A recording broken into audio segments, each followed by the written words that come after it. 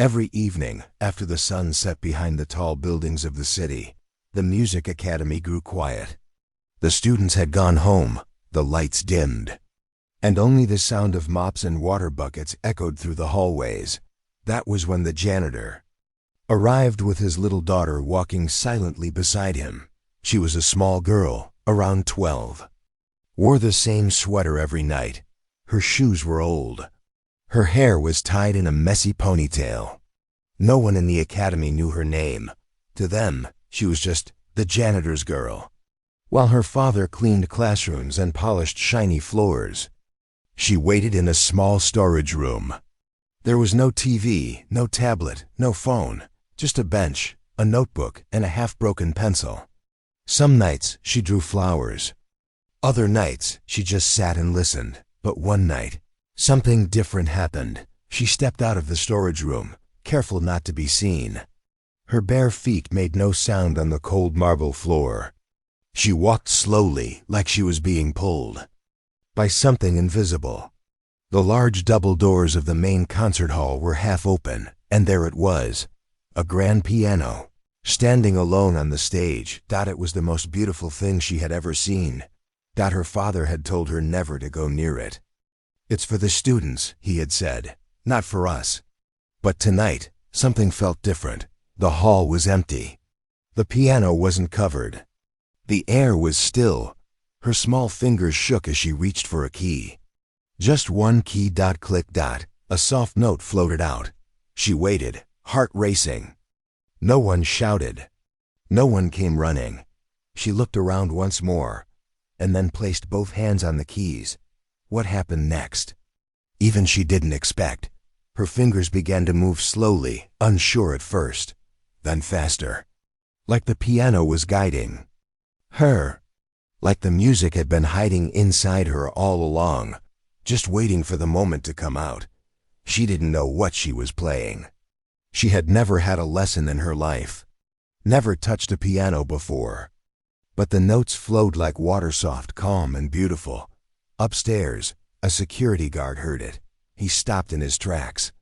"Who's playing?" he muttered. He rushed down, thinking maybe a student had broken in. But what he saw made him freeze. There, on the stage, sat a little girl, alone. Her eyes were closed, her head tilted gently, her fingers dancing across the piano like she was born with it. He didn't say a word. He just stood there, listening. It was the kind of music that didn't need words, the kind that made your chest feel tight, the kind that reminded you of a memory you didn't know you had. The song came to an end. She looked up and saw him. Her eyes widened with fear. She stood up fast, ready to run. But he didn't stop her.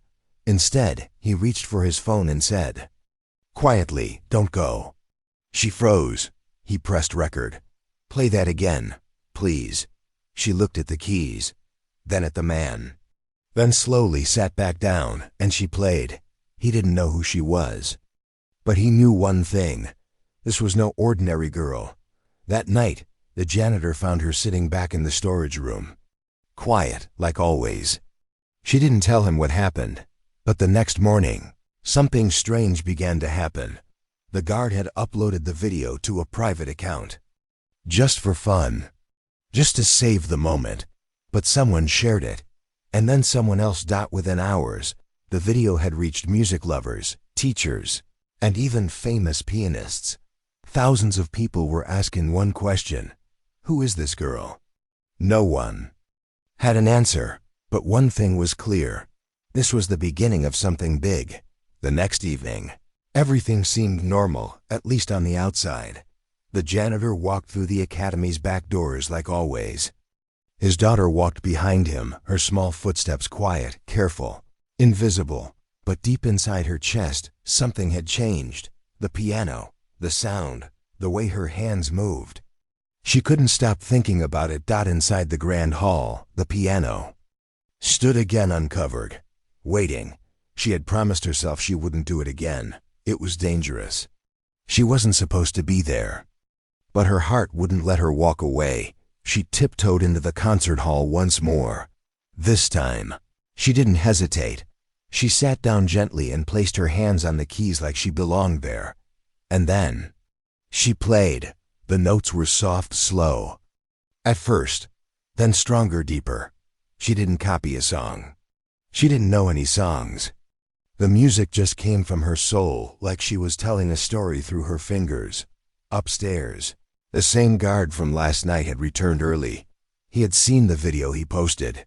He saw the comments. "She's a genius. No way this is real." This gave me chills. It had gone viral overnight. And now, the video had reached a woman named Madame Holden, the Academy's director of performance. She was a serious woman with sharp eyes and high standards. She had trained some of the best musicians in the world. When she saw the clip, she didn't blink. She watched it 5 times, then said 3 words. "Bring me the girl." So the guard came early. And he wasn't alone. Madame Holden, 2 music professors, and a concert violinist entered quietly through the side door of the hall. They didn't say a word. They just stood in the dark corner and listened.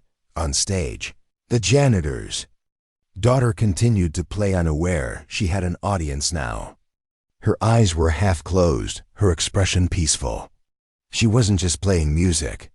She was feeling it. Each note told a different emotion: hope, sadness, wonder. The professors looked at each other in disbelief. "She's using perfect technique," one whispered. "But how?" said another. "She's never been trained." "She's not playing with technique," Madame Holden said quietly. "She's playing with heart." The girl finished her piece and stood up, ready to leave again, until a light clicked on above her. She froze. "Don't be afraid," Madame Holden said, stepping forward. The girl looked at her shoes. "Do you know who I am?" the woman asked. She nodded slowly. "Will you play one more time for us?" The girl glanced at the piano, then at the woman, then back at the door. She wanted to run. But then, she saw someone else in the doorway. It was her father. He had just arrived, holding a mop, confused by the scene before him. The girl looked at him. He looked at her. He gave her a small nod. She sat back down. And for the second time, in front of important strangers, she played. The room fell silent. Even the janitor stood still, forgetting to breathe. The girl's hands glided across the keys. Her back was straight. Her eyes were closed. The music was unlike anything they had ever heard in that room. It wasn't loud. It wasn't perfect. It was honest. When she stopped, no one clapped right away. It was like they didn't want the moment to end. Finally, Madame Holden spoke. "What's your name, child?" The girl told her softly. The woman smiled gently. "You don't belong in a storage room anymore. Starting tomorrow, you're going to study here. Properly." The girl blinked. "But we can't pay." "You've already paid," the woman said, "with your soul." The janitor stepped forward, shocked. I don't know what to say." "Say yes," she replied. Tears filled his eyes. "Yes," and just like that, everything changed. That night, as they walked home, the girl looked up at her father and said, "I thought I was just playing for myself." He smiled and said, "Turns out the whole world was listening." The next morning, something strange began happening. The janitor's phone wouldn't stop buzzing. Calls, messages, unknown numbers. People asking, "Is this the father of the piano girl?" He didn't know what they meant. He hadn't posted anything. His daughter hadn't either. But someone had. It was the security guard. The same one who had first heard her music in the empty concert hall. He had quietly recorded her performance again that night, this time with better sound. And before going home, he uploaded it to his social page with one simple line: "No training, no lessons. Just listen." The video was only 3 minutes long, but it exploded. Within one day, it was shared thousands of times. Then hundreds of thousands. Famous music teachers commented. Big-name artists shared it on their stories. Even people who had never touched a piano were crying in the comments. "This girl is pure emotion. Who is she? This is what music should sound like. News channels picked it up next. She's a janitor's daughter, one headline read. Unknown piano prodigy. Shocks the world, said another. People were desperate to find her name. But it wasn't in the video. No one had said it out loud that she was just the girl from the piano. At the academy, the staff started acting different. Teachers who had never noticed her before now greeted her kindly. Some offered snacks or asked, "Do you need anything?" One even gave her a brand new pencil case. She didn't know how to react that her father noticed it too. "We must be careful," he told her gently. "Not all attention is good attention." But she was too young to understand the weight of his words. Later, that week, the academy held a small student concert. Lena, that was her name, had never been part of anything like that before. She wasn't dressed like the others. Her dress was simple, old, slightly too big. But her smile was bright. When it was her turn to play, the lights dimmed. She walked slowly toward the piano, her hands slightly shaking. Some students whispered, unsure what the big deal was, but when her fingers touched the keys, they fell silent. The room filled with music. Soft, flowing, powerful. Her melody didn't sound like anyone else's. It didn't follow normal rules. It was its own story. One that reached deep into people's hearts. Parents cried quietly. Teachers forgot to breathe. Even the proudest students looked down at their own hands, realizing they were watching something rare. When she finished, there was silence for 2 long seconds. Then came the clapping. Loud, real, endless. Her father stood at the back of the hall. He had always tried to stay out of sight. But this time, someone who gave up his time, his dreams, and every coin he had, just so his daughter could wait safely in a storage room. She turned her eyes toward the front row. The spotlight followed, and there he was sitting with his hands folded, eyes full of emotion. "My father didn't teach me how to play, but he taught me why music matters. He taught me that love is silent, steady, and always watching." She continued, her voice calm but strong. "Tonight, I don't want to play for the rich or the famous. I want to play for the man who swept the floors, but raised a musician." She turned back to the piano, and she played. The room filled with a piece she had never performed before. It was slow and deep. Each note carried the weight of quiet nights, tired footsteps, and small sacrifices. She didn't look up. She didn't need to. She could feel his presence in every sound. Somewhere in the middle of the performance, the cameras stopped clicking. People forgot about their phones. The only thing that existed was the music and the story behind it. By the time she played the final note, the hall was silent. Some had tears in their eyes. Others placed their hands on their hearts. She stood up and walked to the edge of the stage. Her father stood too, unsure of what to do. So she reached out her hand to him. "Will you join me?" He walked slowly, shyly, but she guided him up. He had never stood on a stage before. She turned to the audience and said, "This is the man who gave me everything without ever asking for anything back." The crowd stood as one, not just to applaud her music, but to honor him, the janitor. The father, the quiet hero behind the sound. Later that night, back in their apartment, her father placed the concert program beside the photo of her as a little girl. He looked at her and said, "You didn't have to do all that." She smiled and replied, "You gave me the music. I just gave it back to you." They sat together at the old kitchen table like they always had. No cameras, no lights, just peace. And in that moment, they both knew the journey that began in silence had ended in a standing ovation. The end. Someone pointed at him and whispered, "That's her dad." Suddenly, all eyes turned. He wasn't wearing anything fancy. His jacket had patches. His hands were rough. But that day, people saw him differently. Some students stood and clapped for him too. And when he looked at his daughter, he saw her smiling big and real. Maybe for the first time in a long while, that evening, As they walked home, a reporter waited outside their small apartment building. "Excuse me," she said politely. "Are you the father of the piano girl?" He hesitated. "Yes." "Would she mind if we asked a few questions? People really want to know who she is." He looked at his daughter. She looked back at him. He bent down and asked softly, "Do you want to speak?" She nodded. They sat on a nearby bench. The reporter asked simple things. "How old are you? When did you learn piano? Who taught you?" Lena answered in quiet voice, "No one taught me. I just listen and play." The next day, the interview went live. And within hours, her name was known across the country. Lena, the janitor's daughter. People from faraway places started sending letters. A grandmother mailed her a small music box.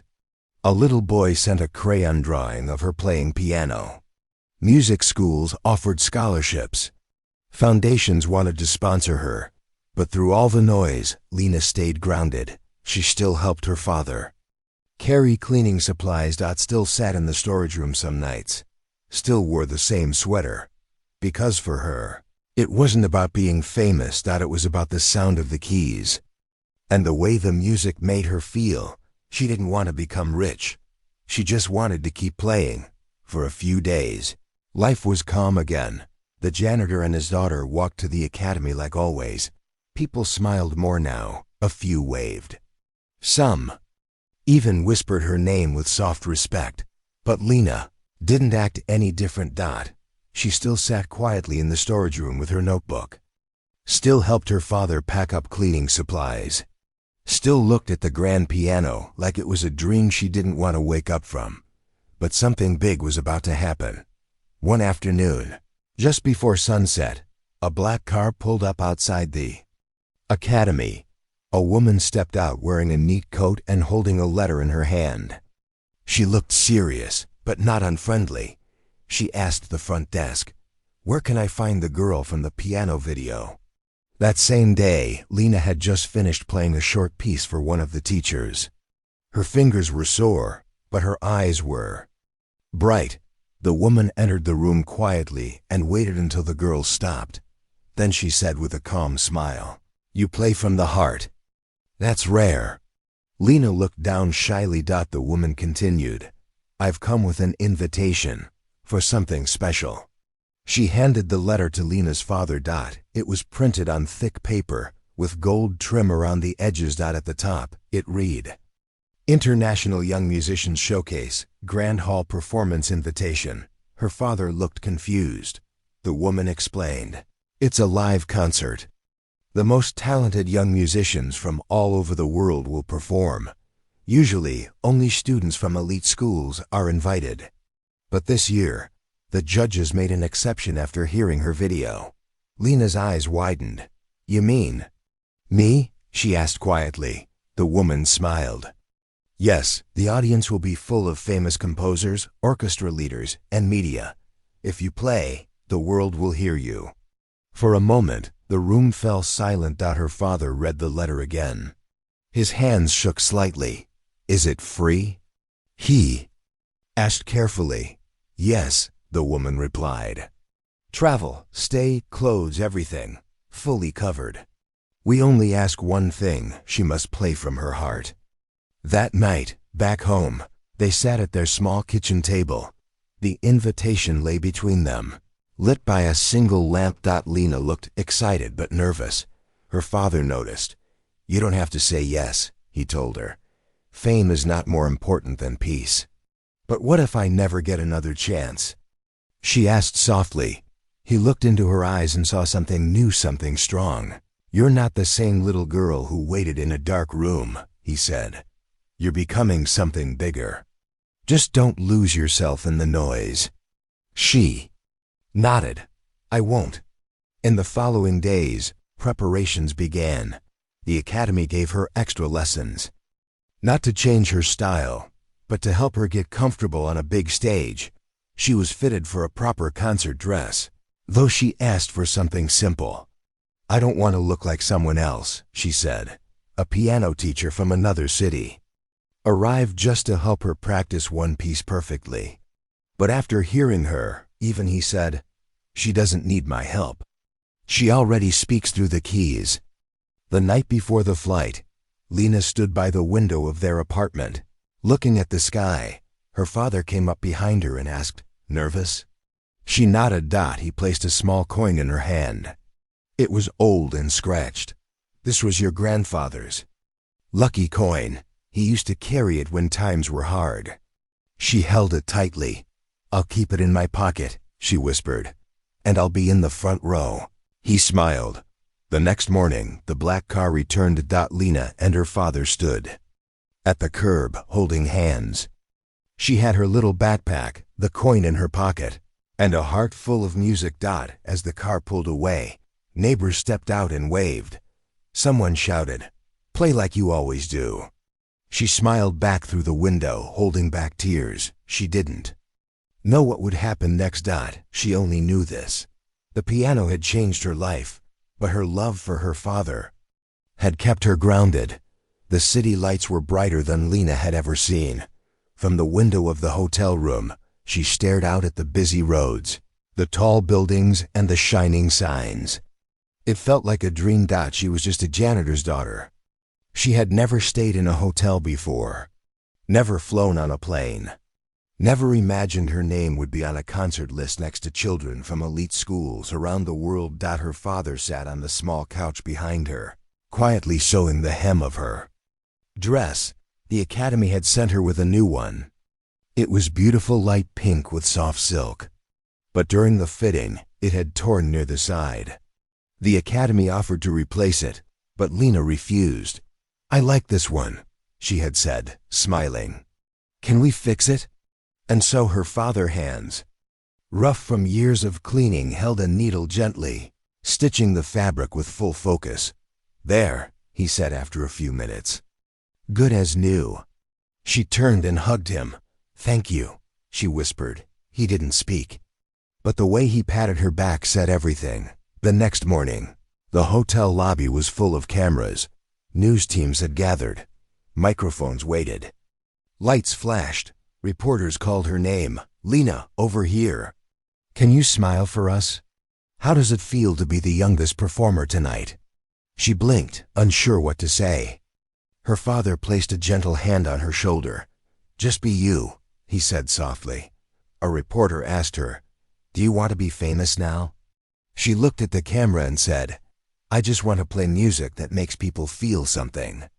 That answer spread quickly. People loved her honesty. No big words, no show-off lines, just truth.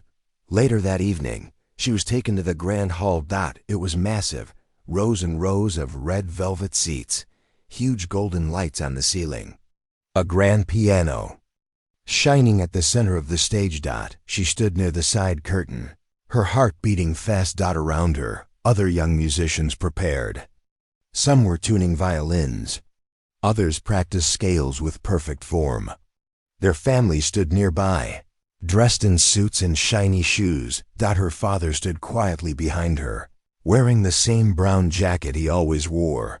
One of the event staff walked over and whispered, "Is that your father?" She nodded proudly. "He should sit up front," the woman said. "We'll save a seat for him." He hesitated. "I don't want to be in the way." "You won't be," the woman smiled. "You'll be exactly where she can see you." When Lena's name was called, the lights dimmed. The audience hushed. She walked out slowly. Her shoes tapped softly on the wooden stage. The piano looked even larger now, more powerful. But she didn't back away. She sat down. The lights above warmed her face. She took one deep breath, and then placed her fingers on the keys. She began to play. No sheet music, no practice drills. Just pure emotion. The song had no title. It wasn't something she learned. It was something she felt. She thought of her father's hands fixing her dress, of the long nights waiting in storage rooms, of the quiet support, the silent love, and every note reflected that. The music danced through the hall like wind in trees. Some notes felt like laughter. others like tears that wouldn't fall. The crowd leaned forward, eyes wide, hearts open. And in the front row, her father sat quietly, hands folded, eyes filled with pride. When the final note faded, silence followed. Then the applause began. It started with a few hands, then more.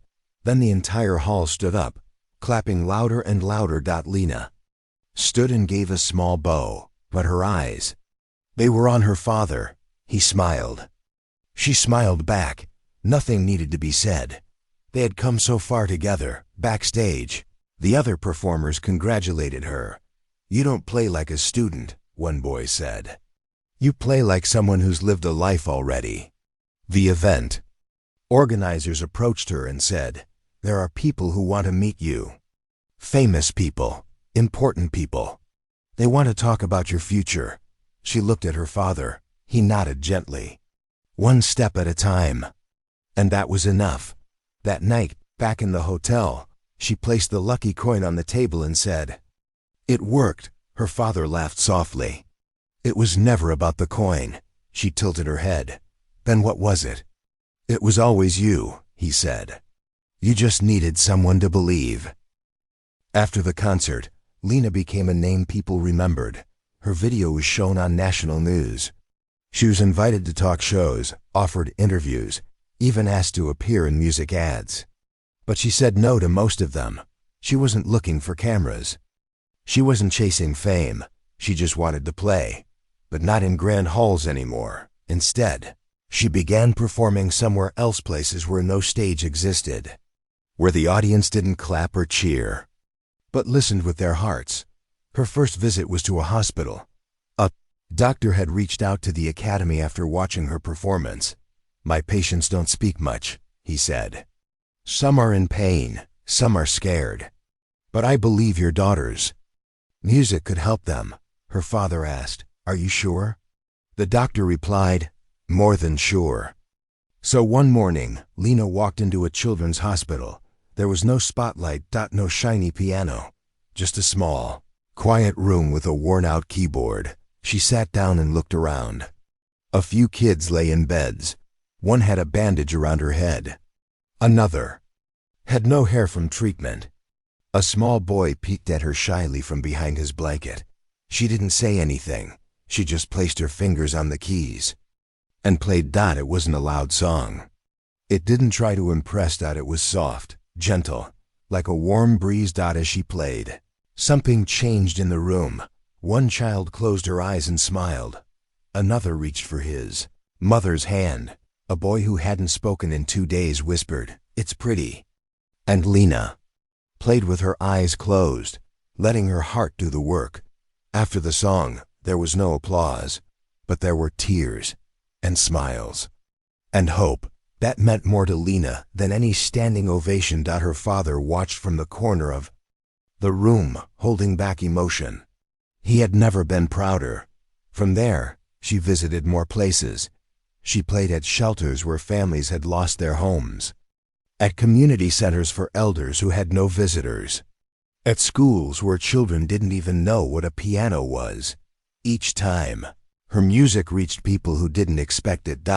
It didn't matter that she came from a janitor's family. It didn't matter that her dress was simple or her shoes were old. She made people feel something, and that was enough. One afternoon, she was invited to perform at a place no one expected, a prison. It was for inmates who had been forgotten. Some hadn't seen family in years. Some had lost the will to hope. The guards brought out chairs. The men sat quietly, unsure what to expect. When Lena entered the room, they looked confused. "A child?" one of them whispered. But when she played, everything changed. The tough faces softened. One man lowered his head and wept silently. Another closed his eyes, lost in a memory. After the music ended, a guard said, "You've done more with 10 fingers than we could with 10 books." One inmate stood and said, "I don't know what you just did to us, but thank you." Lena didn't reply. She only smiled. And once again, she walked away quietly, like she always did. Later that week, Someone asked her, "Why do you play for places with no lights, no stage?" She answered, "Because music is not just for shows. It's for souls." The words were simple, but they stayed with people. Her father, hearing those words, thought back to the storage room, the years of silence. The days of her sitting alone while he cleaned empty classrooms. And now, she was touching lives across the country, not with fame, but with feeling. One evening, back at their small apartment, Lena sat at their old kitchen table. She said, "Do you think I'm helping people?" Her father smiled. "You're doing more than most adults ever will." She nodded. "I don't need to be a star, right? You already are," he said. "To the people who really matter." That night, before bed, she opened her notebook. On the first page, she wrote 4 words: "Play with your heart." It was a reminder of who she was, where she came from, and why she started. By now, people around the world knew her name. Music schools from Europe, Asia, and the US had written letters. Some offered full scholarships. Some wanted to study her playing style. Others just wanted her to visit and perform. But one academy, a research school for music and brain science, wanted something different. They didn't want her to perform. They wanted to understand how she could do what she did. Her father was unsure at first. "She's not a science project," he said politely. The head of the research team replied, "We don't want to change her. We just want to learn from her." After a few quiet talks, they agreed to visit. Lena sat in a bright room with a grand piano in one corner and a few machines nearby. Nothing scary, just a few wires on her fingers, soft lights, and friendly faces. They asked her to play freely, like she always did. She closed her eyes and began. The scientist stood back and watched quietly. One of them whispered, "Her brain lights up like a storm." Not like a normal player, like a composer, an engineer, and an artist all working together. Later, they spoke with her and her father. "She doesn't memorize music the way others do," one said. "She doesn't even learn it in the usual sense. Then how does she play so well?" Her father asked. "She feels patterns," the expert explained. "She hears a sound once, and her mind builds a full picture of it. She doesn't copy it. She understands it, like breathing." They called it a rare condition, deep auditory memory, mixed with emotional synesthesia. It meant her brain turned emotions into sounds, without needing formal training. But none of the experts could fully explain how she created such moving music. One scientist finally said, "Some things don't belong in textbooks. Some things are simply gifted." The news spread again. This time, people weren't just calling her talented. They were calling her 1 in a million. But Lena didn't care about the headlines. She still walked to the academy with her father, still played in small rooms with sick children, still carried the old lucky coin in her pocket. She was grateful. But she never let the attention change her heart. One day, a music teacher visited from another country. He had taught students for over 30 years. He requested a private moment with her. When they sat down, he asked her gently, "Do you know what a gift is?" She nodded. He continued, "Some people practice for years. Some never get far. But once in a while, the universe gives someone a gift that no one can explain." Then he looked her in the eyes and said, "You have it. Not just in your fingers, but in your spirit." She listened quietly. Then he asked, "Where do your songs come from?" She thought for a moment and answered softly, "From the quiet." He didn't understand. "What quiet?" "The quiet of our old apartment," she said. "When my dad worked late, when I sat alone, I listened to the wind outside, the sound of the rain on the window, the way the floor creaked when he came home. Tired," she paused. "I turned those things into music in my mind. I didn't know it was called music. I just wanted to make something soft, because the world felt loud." The teacher had no more questions. He only said, "Keep listening to the quiet." Her father heard the full story for the first time that day. Tears filled his eyes. I'm sorry I left you alone so much, he whispered. She took his hand. You didn't leave me. I was always listening to everything. That night, they sat on the rooftop of their building, watching the stars. He asked, do you ever wish we were rich, that we had more? She shook her head. If we had more, I might never have listened to the small things, she said. He smiled and pulled her close. The world now saw her as a miracle, a mystery, a musical wonder, but to him, she was still his little girl, the one who waited in the dark, the one who turned silence into something beautiful. And for Lena, no matter how far she went or how many people clapped for her, the most important sound was still the quiet one, the sound of her father's footsteps walking toward her. After a long, honest day of work, years had passed since the night Lena first touched the piano in the empty concert hall. The girl who once waited quietly in a storage room was now a name known in every music circle. She had played on international stages, traveled across countries, and even inspired a film based on her story. But no matter where she went, one thing stayed the same: her connection with her father. He never stepped into the spotlight, never asked for anything. He still worked part-time, kept his old jacket, and spent his evenings fixing things around their small apartment. Lena had been invited to perform at one of the world's most respected concert halls, a stage where only legends had played. It would be her biggest performance yet. World-famous composers, diplomats, and musicians would be sitting in the audience.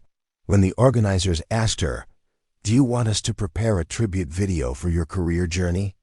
she shook her head. "I want to do something else," she said. Something personal, something real. The night of the concert arrived. Outside the hall, reporters waited. Camera crews stood in lines. People dressed in their finest suits and gowns. Inside, the hall was glowing. The piano stood alone in the center under soft golden lights. Backstage, Lena wore a simple but elegant dress. Her hair was tied back, and around her neck, she wore a small coin on a thin chain, the same lucky coin her father had given her years ago. Before stepping onto the stage, she turned to the staff member beside her. "Did you see him where I asked?" "Yes," the woman smiled. "Front row, center." Lena walked out slowly. The audience stood in applause before she even touched the keys. She bowed gently and sat down. But before playing, she reached for the mic. "I know many of you have come tonight expecting something special," she began. The room fell completely quiet. "I will play for you. But first, I need to tell you about someone." She paused. Someone who once pushed a mop through the halls of a music school.